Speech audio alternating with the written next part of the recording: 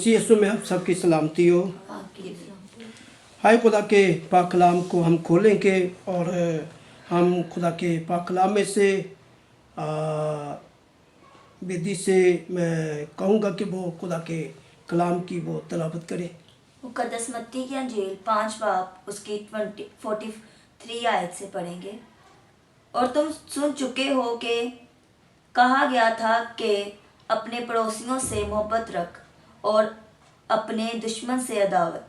लेकिन मैं तुमसे ये कहता हूँ कि अपने दुश्मनों से मोहब्बत रखो और अपने सताने वालों के लिए दुआ करो, ताकि तुम अपने बाप के जो आसमान पर है बेटे ठहरो, क्योंकि वो अपने सूरज को बदों और नेकों दोनों पर चमकाता है और रास्तबाजों और नारास्तों दोनों पर मींह बरसाता है। क्योंकि अगर तुम अपने मोहब्बत रखने वालों ही से मोहब्बत रखो तो तुम्हारे लिए क्या अजर, क्या वसूल लेने वाले भी ऐसा नहीं करते? और अगर तुम फकत अपने भाइयों ही को सलाम करो तो क्या ज़्यादा करते हो? क्या तुम गैर कौमों के लोग भी ऐसा नहीं करते? बस चाहे कि तुम कामिल हो जैसा तुम्हारा आसमानी बाप कामिल है। आमीन आमीन।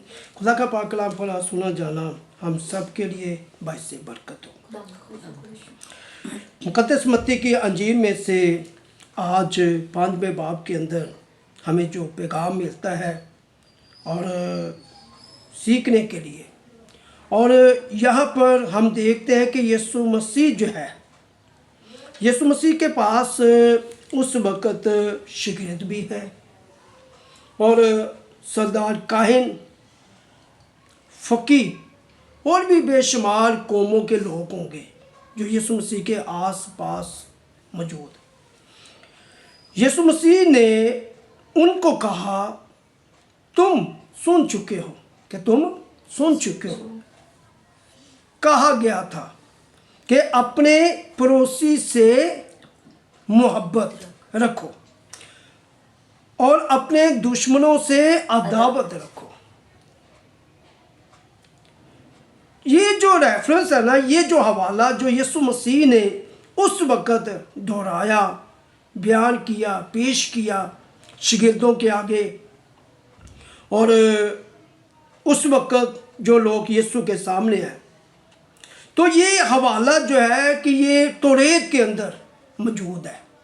यीशु मसीह ने पुराने अहदनामे में से यानी कि ये हवाला जो है यानी कि बयान किया कि तुम सुन चुके हो, यानी कि पहले कि वो उन्होंने सुना हुआ है इस्राएल और मुकद्दस मूसा जो खुदा की कौम है, खुदा के लोग हैं, उनको खुदा ये हुक्म दे चुका था कि अपने पड़ोसी से मोहब्बत रखनी है, कि जो तुम्हारा दुश्मन है, जो तुम्हारा मुखालिफ है, कि उससे अदावत रखो, नफरत रखो, यानी कि उसके पास भी नहीं जाना, उससे मोहब्बत भी नहीं रखनी। ये तौरात में है, ये मूसाई तौरात में ये खुदा हुक्म देता है कि अपने पड़ोसी से, कि जो तुमसे मोहब्बत रखते हैं आपने उनसे मोहब्बत रखनी है, कि जो तुम्हें सताते हैं या तुमसे अदावत रखते हैं, जो तुमसे नफ़रत रखते हैं, लेकिन उनसे अदावत रखनी, उनसे नफ़रत रखनी, मोहब्बत नहीं रखनी। ये पहले था, ये पहले था। लेकिन जब आगे देखते हैं तो यीशु मसीह जो है कि वो तब्दीली लाता है, तब्दीली लेकर आता है। यीशु मसीह नहीं चाहता कि वही काम जो है कि अब हो, वही हुक्म जो है कि अब भी उसके ऊपर अमल किया जाए, उसको माना जाए, उसको कबूल किया जाए। हाँ, पढ़ना जो है कि वो लाजम है, यानी कि तौरात को, शरीयत को, पुराने अहदनामे को, नबियों की किताबों को जो लिखी गई हैं उनको पढ़ना लाजमी है। पढ़ेंगे तो हमें पता चलेगा, हमें मालूम होगा कि तौरात में हमें क्या हुक्म मिलते हैं, क्या उनको हुक्म मिले हैं उनको क्या यानी कि फरमाया गया है, मोहब्बत के बारे, अदावत के बारे, नफ़रत के बारे क्या यानी कि बताया गया है। ठीक है, लेकिन उनको पढ़ना जो है कि वो तो लाजमी है, वो ज़रूरी है। ठीक है, लेकिन और जब यीशु के दौर में, यीशु के ज़माने में जब हम देखते हैं तो कुछ हमें तब्दीली नज़र आती है। यीशु ने कहा, लेकिन मैं तुमसे ये कहता हूँ कि अपने दुश्मनों से मोहब्बत रखो और अपने सताने वालों के लिए दुआ करो। तब्दीली है कि नहीं? है तब्दीली।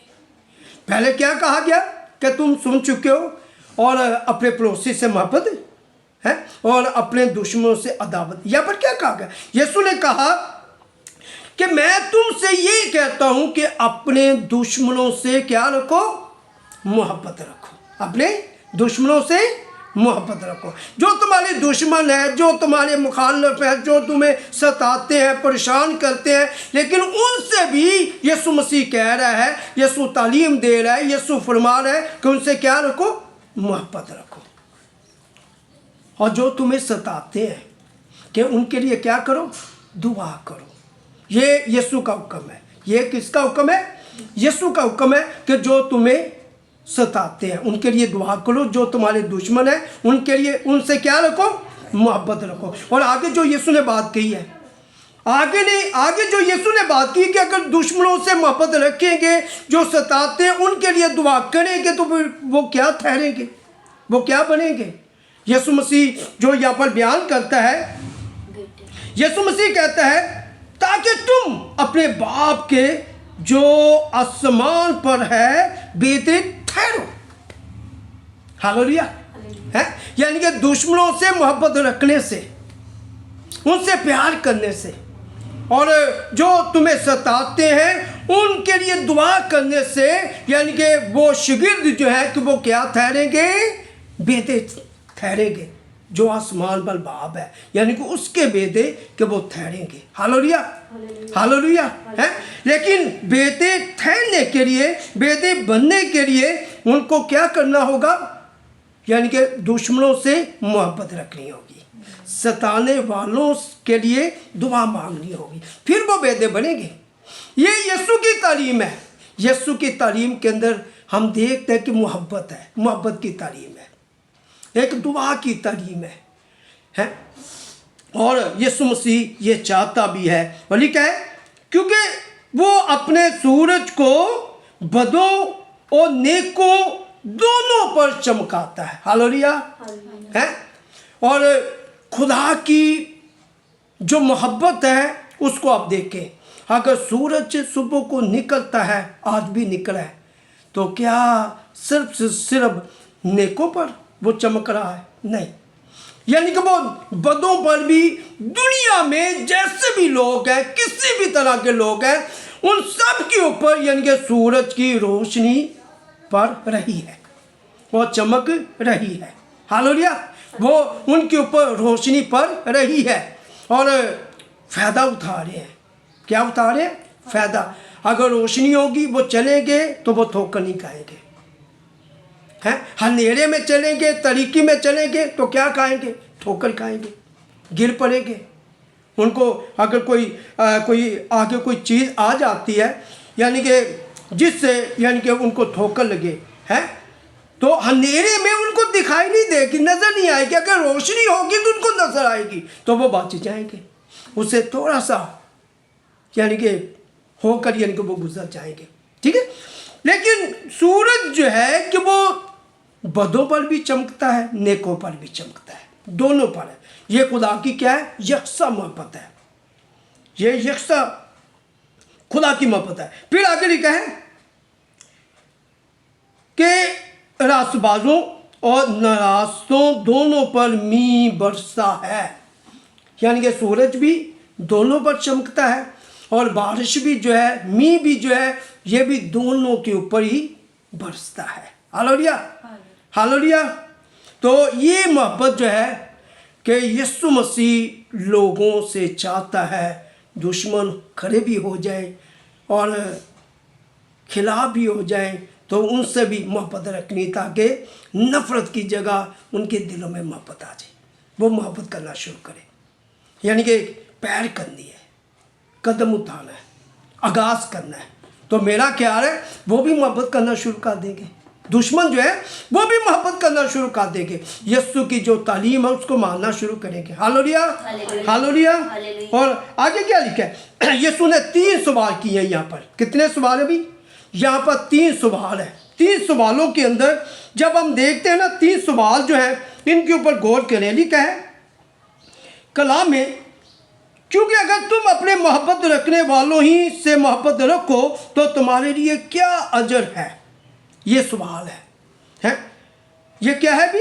ये यीशु मसीह ने उस वक़्त सवाल किया है, क्योंकि अगर तुम अपने मोहब्बत रखने वालों ही से मोहब्बत रखो, कि जो तुमसे मोहब्बत रखते हैं उन ही से मोहब्बत रखो, तो तुम्हारे लिए कोई अजर नहीं है, कोई इनाम नहीं है, कोई गिफ्ट नहीं, कोई तोहफा नहीं है।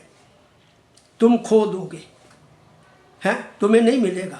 है, मिलेगा उस वक़्त कि जब कि जो तुमसे मोहब्बत रखते हैं उसके अलावा, यानी कि जो तुमसे मोहब्बत नहीं रखते उनसे भी मोहब्बत रखो, तो फिर यानी कि अजर है। हालेलुया, फिर इनाम है। तो यीशु मसीह जो है वो ये चाहता है कि कोई भी इनाम जो है कि वो ना खोए।